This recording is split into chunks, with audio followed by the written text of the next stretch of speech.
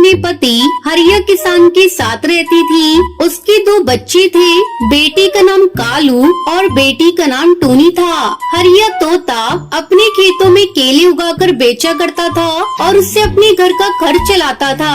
कई सालों बाद इस बार हरिया किसान के खेत में केले की अच्छी फसल हुई थी। केले की अच्छी फसल देखकर टुनटुनी चिड़िया अपने पति से कहती है, सुनिए जी, इस बार ऊपर वाले की कृपा से अच्छी फसल हुई है। इन्हें बेचकर जो पैसे मिलेंगे उनसे हम अपना पक्का घर बनाएंगे और अपने बच्चों का भी अच्छे स्कूल में दाखिला करा देंगे।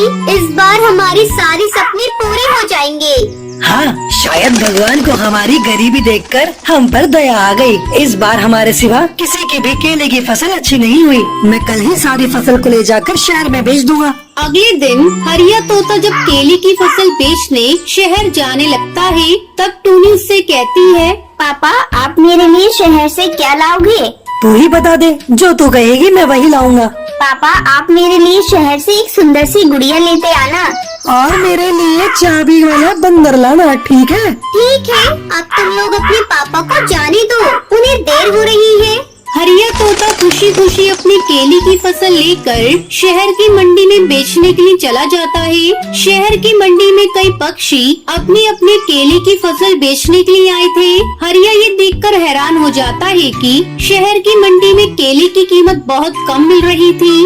अब मैं क्या करूं? इस मंडी में केले की कीमत तो बहुत कम है। इतने कम पैसों में हमारा लागत भी नहीं निकलेगा। खाद पानी और हमारी मजदूरी का भी पैसा नहीं मिल रहा। हरिया बिना अपने केले बेचे हुए वापस सारी केले की फसल लेकर घर आ जाता है। ये मैं क्या देख रही हूँ जी? आप तो शहर केले बेचने गए थे, लेकिन आपने केले को बेचा क्यों नहीं? हरिया तोता दुखी मन से सारी बात टुनटुनी चिड़िया को बताता है।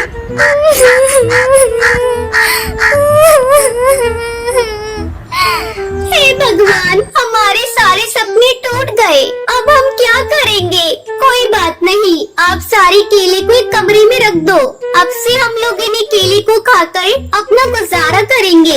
इस तरह पूरा परिवार केले खाकर अपने दिन काटने लगे। एक दिन जब टुनटुनी चिड़िया अपनी बेटी को केले खाने को देती है, तो टूनी कहती है, क्या माँ, तुम हर दिन हमें केले खाने को देती हो? मुझे आज इन केलों को नहीं खाना। मुझे तो तुम्हारे हाथ की बने हुए केले के चिप्स खाने हैं। हाँ माँ, मैं भी केला चिप्स ही खाऊंगा, वरना भूखा ही रहूंगा। अच्छा बाबा, आज मैं तुम लोगों के लिए केले के चिप्स ही बनाऊंगी। आप खुश? दोनों बच्चे खुश हो जाते हैं। टुनटुनी चिड़िया केले चिप्स बनाने के लिए जाती है। ये क्या? तेल का डब्बा तो बिल्कुल ही खाली है, इसमें तो तेल है ही नहीं। ऐसा करती हूँ, मैं बिना तेल के तवे पर सेक देती हूँ। फिर टुनटुनी केले को बारीक काट कर चिप्स बनाती है। आओ बच्चों, तुम्हारा मनपसंद केला चिप्स तैयार है। दोनों बच्चे केला चिप्स खाते हैं। माँ, आज के केला चिप्स तो पहले से भी ज्यादा स्वादिष्ट है। टुनटुनी भी केला चिप्स खाती है। उसे विश्वास नहीं हो रहा था कि उसने केले के इतनी स्वादिष्ट चिप्स बनाए हैं। वाकई ये चिप्स तो बहुत ही स्वादिष्ट है। ऐसा करती हूँ, मैं कल से ही केले का चिप्स बेचने का काम शुरू कर देती हूँ। हो सकता है इसमें भगवान की कोई इच्छा हो और केले चिप्स बेचकर हम लोग अमीर हो जाएं। अगले दिन से टुनटुनी चिड़िया केला चिप्स बनाकर बेचने लगती है। टुनटुनी चिड़िया के ठेले पर कुछ पक्षी केले चिप्स खाने के लिए आते हैं। इससे उसकी अच्छी कमाई होने लगती है। देख लिया जी, ये केले की फसल हमारे बहुत काम आई। अब तो हर सीजन में आप खेत में केवल केले ही उगाइएगा। हमें मंडी में ले जाकर केले की फसल बेचने की कोई चिंता नहीं। ले लो कुछ पैसे और दोनों बच्चों को ले जाकर किसी अच्छे स्कूल में दाखिला करा दो। इस साल हरिया किसान अपने खेत में केला उगाता है और टुनटुनी चिड़िया केले से बनी हुई चिप्स बेचकर अपना जीवन खुशी खुशी गुजारने लगी।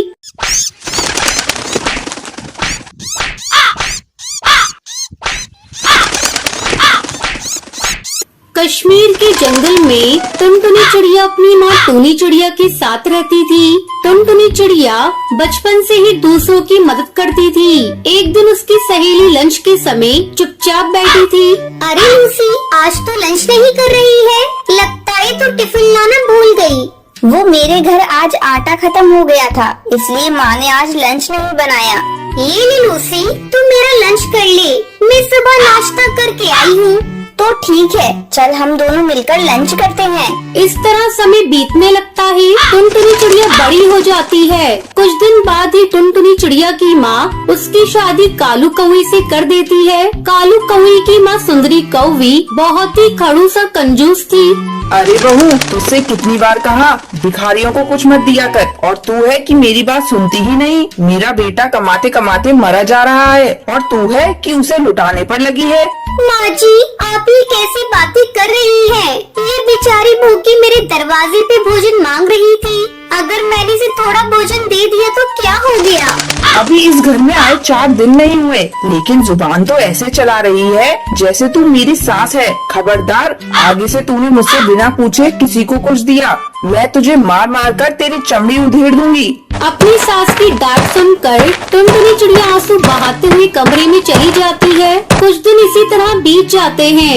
एक दिन सुंदरी कौवी बाजार गई थी, तभी पड़ोस की हरी काकी टुनटुनी चिड़िया के पास आती है। बहुरिया, अरे ओ बहुरिया, कहाँ हो? जरा यहाँ तो आओ। क्या बात है हरी काकी, माँ जी घर पर नहीं है? बहुरिया, मुझे तुझसे काम है, थोड़ी मेरी मदद कर दे। कैसी मदद काकी? क्या बताऊँ बहुरिया, 2 दिनों से मेरा बेटा बीमार पड़ा है, काम पर नहीं गया है, बच्चे भूख से तड़प रहे हैं। अगर तू मुझे थोड़ा सा राशन दे दे तो मैं तेरा ये उपकार जिंदगी भर नहीं भूलूंगी। अरे काकी, इसमें उपकार की कौन सी बात है? मैं अभी आपको राशन देती हूँ। टुनटुनी चिड़िया राशन निकालते हरी काकी को दे देती है। जैसे ही हरी काकी वहाँ से राशन लेकर जाने लगती है, सुंदरी कौवी बाजार से वापस आ जाती है और हरी काकी को राशन ले जाते देख लेती है। बहू, आज तूने फिर से इन भिखारियों को भीख दिया। मेरे मना करने के बाद भी तू नहीं मानती। ठहर जा, मैं अभी तेरा इलाज कर देती हूँ। ऐसा कहकर सुंदरी कौवी टुनटुनी चिड़िया को पीटने लगती है। कमबख्त, मेरी तो कोई इज्जत ही नहीं तेरे मन में। आने दे आज मेरे बेटे को, तेरी सारी करतूत उसको बताऊंगी।